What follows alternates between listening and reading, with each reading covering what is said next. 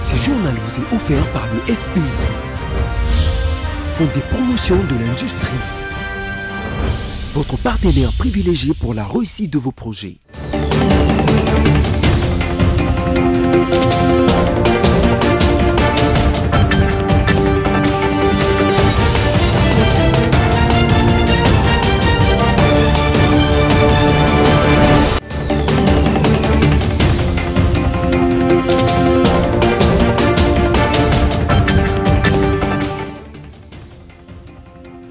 Mesdames, Messieurs, bonsoir et bienvenue à cette grande édition du journal sur votre chaîne BSC Télévision. Place au sommaire. Un calendrier sera bientôt publié pour les élections à Yakoma et Massi-Manimba. Confirmation du président de la centrale électorale, Denis Kadima. La 17e journée mondiale de la contraception a lieu ce jeudi 26 septembre. Dans ce journal, vous suivrez des explications d'un médecin généraliste sur cette pratique de la contraception. Et enfin au Bénin, les autorités annoncent avoir déjoué une tentative de coup d'État. 3 personnalités arrêtées dans la nuit du 24 au 25 septembre sont actuellement en garde à vue. Revenons d'abord au discours du président de la République Félix Tshisekedi à la tribune de la 79e Assemblée générale des Nations Unies. Le chef de l'État s'est encore penché sur la situation sécuritaire dans la partie est de la République démocratique du Congo qui a provoqué une crise humanitaire sans précédent avec près de 7 millions de déplacés internes. Et sur ce, Félix Tshisekedi appelle la communauté internationale à condamner ces actes afin d'imposer des sanctions contre le Rwanda pour son soutien au M23. On l'écoute. Monsieur le Président, la situation dans l'Est de la République démocratique du Congo est particulièrement préoccupante. La résurgence du groupe terroriste du M23, soutenu par le Rwanda, a provoqué une crise humanitaire sans précédent avec près de 7 millions de déplacés internes. Cette agression constitue une violation majeure de notre souveraineté nationale. Nous appelons la communauté internationale à condamner fermement ces actes et à imposer des sanctions ciblées contre le Rwanda pour son rôle déstabilisateur et néfaste. Nous exigeons le retrait immédiat et inconditionnel des troupes rwandaises de notre territoire. Bien que les récentes initiatives diplomatiques telles que les pourparlers de Luanda soient encourageantes, elles ne doivent aucunement occulter l'urgence de cette action essentielle. La République démocratique du Congo s'engage activement à établir une paix durable dans l'Est du pays et à promouvoir le développement économique ainsi que le bien-être social des communautés meurtries par ce conflit armé. Elle ne ferme cependant pas la porte à toute opportunité qui l'amènera à cette paix tout en n'aliénant pas sa souveraineté, encore moins son intégrité territoriale. Dans cette optique, elle est résolument engagée dans la mise en œuvre de la feuille de route adoptée dans le cadre du processus de Luanda, que je soutiens fermement, qui promeut un dialogue de haut niveau visant à restaurer la confiance entre la République démocratique du Congo et le Rwanda, tout en minimisant le risque que la crise sécuritaire actuelle ne dégénère en conflit régional. En outre, mon pays demeure ouvert à toute autre initiative de nos partenaires qui concourrait à l'atteinte de cet objectif noble de paix. Revenons à Kinshasa où le président du Sénat, Jean-Michel Sama Lukonde, a reçu en son cabinet de travail les nouveaux ambassadeurs de la République française en République démocratique du Congo, Rémi Marichou. Cette rencontre a permis au speaker du Sénat de passer en revue des principales priorités de son institution. Ginette Fika nous en dit plus.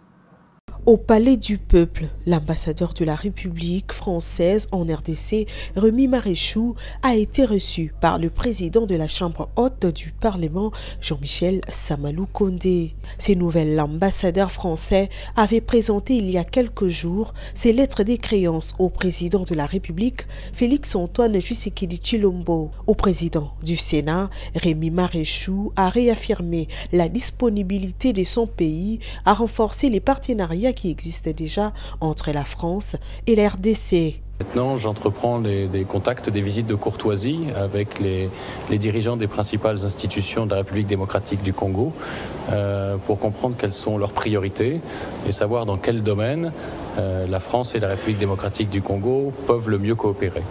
Donc je suis très reconnaissant au président du Sénat de m'avoir consacré aujourd'hui beaucoup de temps, de m'avoir expliqué quelles étaient les priorités de son institution dans la foulée du discours qu'il a prononcé à l'ouverture de la session parlementaire. Donc il s'agit d'un premier contact, il y en aura d'autres et je lui ai réaffirmé de mon côté la disponibilité de mon pays à renforcer le partenariat qui existe entre la France et la RDC. Cette rencontre a permis à Jean-Michel Samalou Kondé de passer en revue les principales priorités de son institution qui est le Sénat. Élection à Masimanimba et à Yakoma. La centrale électorale rassure de la publication imminente d'un nouveau calendrier après les déblocages des fonds. C'est le président de la centrale électorale, Denis Kadima, qui a dit qu'il a confirmé après la séance de travail qu'il a eue avec le speaker de la Chambre basse du Parlement, Vital Kamerhe, et sa délégation. Suivez. Les bureaux de la centrale électorale a sollicité et obtenu des échanges avec le bureau de la Chambre basse du Parlement, conduite par Vital Kamerhe, dans le but du rapprochement entre la Commission électorale nationale indépendante et l'Assemblée nationale pour une première prise des contacts depuis son installation, que Denis Kadima, accompagné d'une forte délégation, a eu une séance de travail avec le président de cette Chambre basse du Parlement. La centrale électorale a également présenté un rapport à mi-parcours depuis sa mise en place. Denis Kadima a expliqué que toutes les questions en suspens ont été abordées lors de cette rencontre. La CENI est l'émanation de l'Assemblée nationale. Maintenant qu'il y a une nouvelle équipe, il fallait bien qu'on vienne pour faire le point. D'autant plus que nous sommes à mi-parcours depuis que nous avons commencé. On est vraiment au milieu de notre mandat. Il fallait venir faire le point sur le processus électoral, mais aussi sur toutes les questions pendantes. Il fallait en discuter et c'est ce qu'on a fait. C'était très bien. Un nouveau calendrier pour les élections législatives dans les circonscriptions de Yakoma et Masimanimba sera bientôt publié. Yakoma et Masimanimba, c'est pour très bien. Donc ce qui bloquait, c'était les fonds, mais je pense que c'est en train d'être décanté et bientôt nous allons sortir un calendrier qu'on va publier pour que tout le monde sache comment ça sera synchronisé. La tenue de ce scrutin est la condition sine qua non de l'organisation des élections des gouverneurs, des sénateurs et même particulièrement pour les membres du bureau définitif de l'Assemblée provinciale pour les Kwilu et les Nord-Ubangi. Et aux affaires étrangères, la vice-ministre Gracie Yamba avait d'abord reçu, dans la matinée du mercredi 25 septembre 2024, l'ambassadeur du Canada, Maryse Guilbert, qui est revenue faire le point de la récente visite de la chef de la diplomatie congolaise, Thérèse Kayukwamba, à Toronto pour la rencontre des ministres femmes des affaires étrangères de plusieurs pays qui avait eu lieu du 19 au 20 septembre de l'année en cours. Patricia Bomolo nous en dit plus.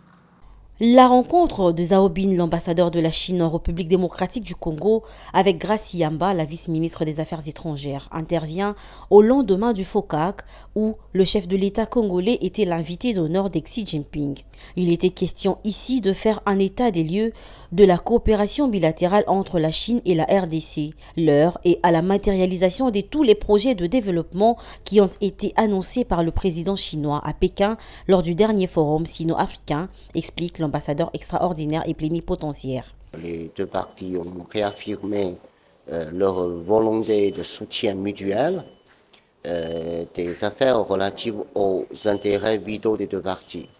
Il s'agit pour la partie congolaise le soutien de la Chine, des efforts congolais dans la défense de sa souveraineté et de son intégrité territoriale, et du côté chinois, le soutien du Congo du principe de Chine unique, notamment sur les questions qui concernent Taïwan et les douanes.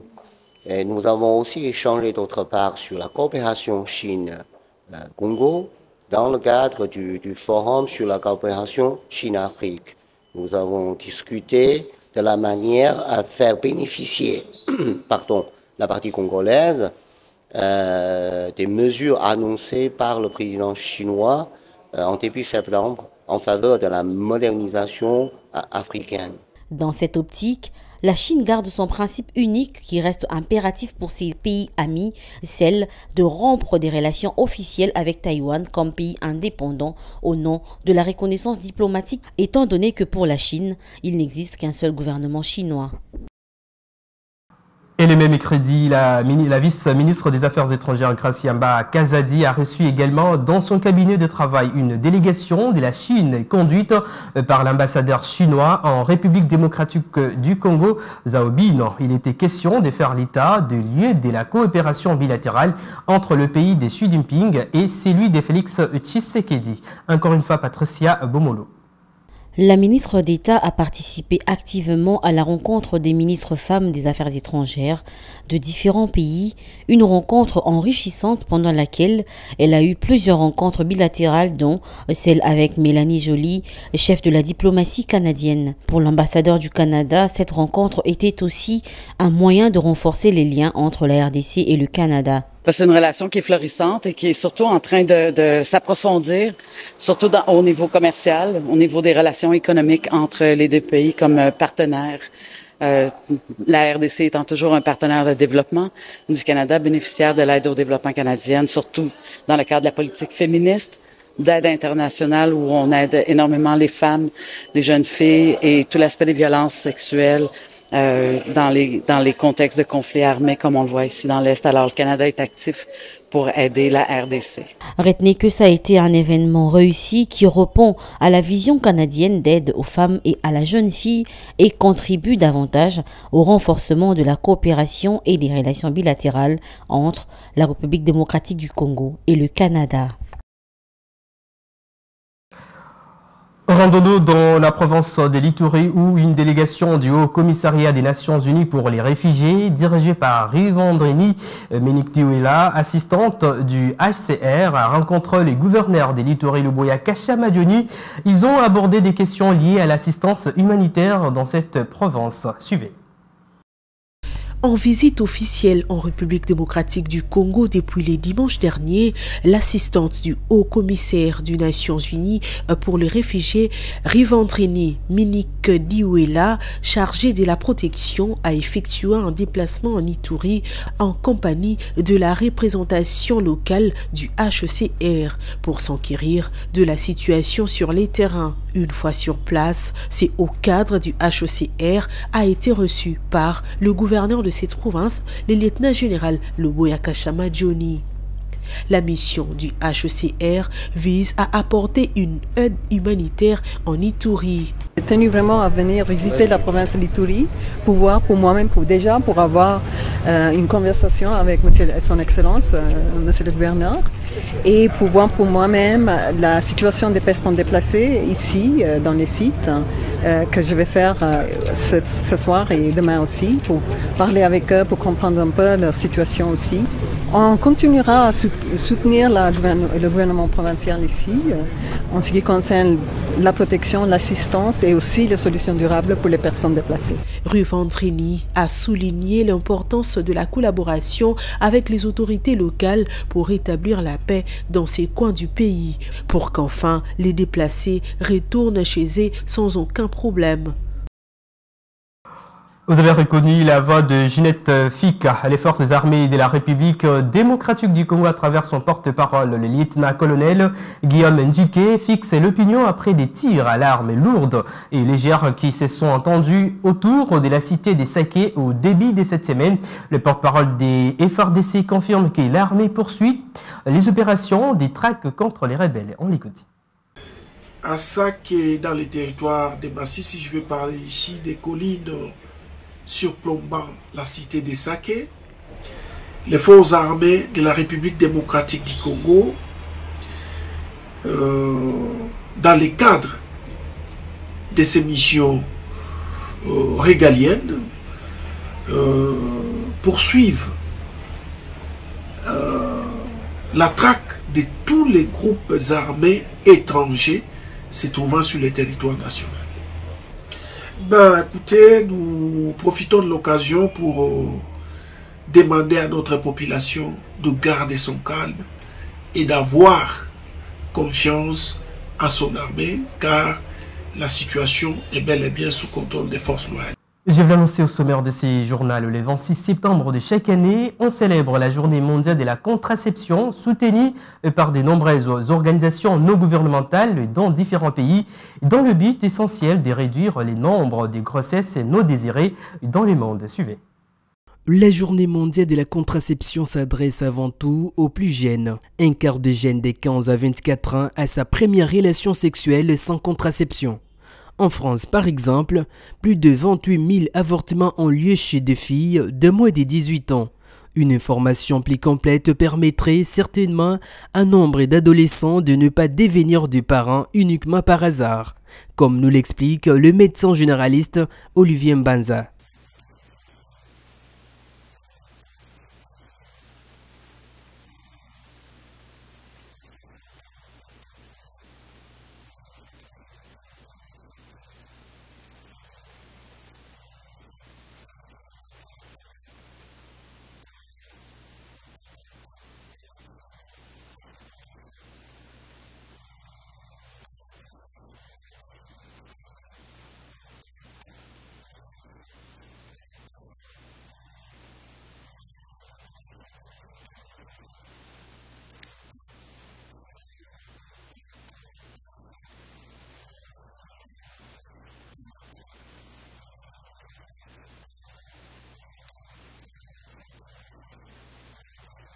Mais quelles sont les conséquences qu'engendre la contraception? Les docteurs répondent.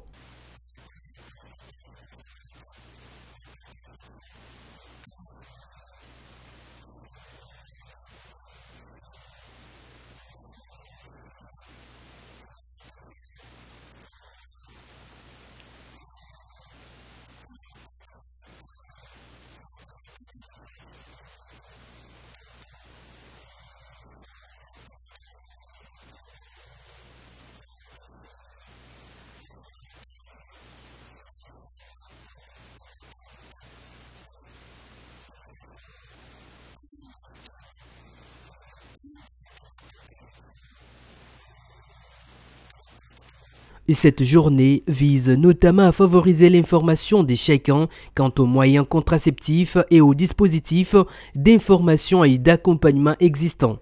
Les dernières années ont été marquées par des avancées majeures dans les renforcements de l'accès à la contraception. Prenons cette information, Bénin, pour terminer. Une nouvelle crise politique est née avec l'arrestation de plusieurs personnalités proches du régime au pouvoir.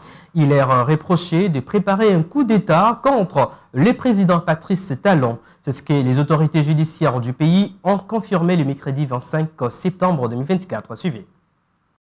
Ces coupures de banque soigneusement arrangées sont les résultats issus des premières enquêtes.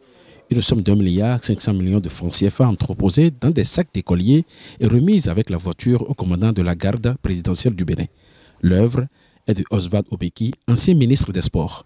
Il exécute un ordre de Olivier Bokor, opérateur économique et ami intime de Patrice Talon.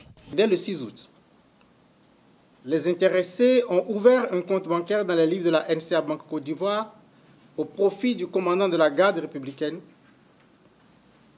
Et la preuve de l'ouverture du compte a été transmise aux bénéficiaires avec un solde initial de francs CFA 105 millions. Cette tentative d'atteinte à la sûreté de l'État, commanditée par Olivier Bokor, est-elle motivée par son envie de lui succéder en 2026? Cette question taraude l'esprit de plusieurs Béninois. Qu'est-ce qui a bien pu se passer entre ces deux hommes véritablement complices à aujourd'hui se détester à ce point, alors qu'ils ont toujours été ensemble? Pour l'heure, Patrice Talon n'a pas encore désigné un dauphin. On en saura davantage après l'audition des interpellés par le procureur de la Criette le vendredi 27 septembre 2024. Et ce journal touche à sa fin, mais avant tout les rappels des principaux titres. Vous l'avez suivi dans ce journal, un calendrier sera bientôt publié pour les élections à Yakoma et Massimanimba, confirmation du président de la centrale électorale, Denis Kadima Kazadi. La 17e journée mondiale de la contraception a lieu ce jeudi 26 septembre. Dans ce journal, vous avez suivi les explications d'un médecin généraliste sur cette pratique de la contraception. Et enfin au Bénin, les autorités annoncent avoir déjoué une tentative des coups d'État. 3 personnalités arrêtées dans la nuit du 24 au 25 septembre sont actuellement en garde à vue. Mesdames, Messieurs, ce journal est complètement terminé. Merci de votre fidélité. Mais entre-temps, les programmes État continuent sur votre chaîne BC Télévision. Au revoir.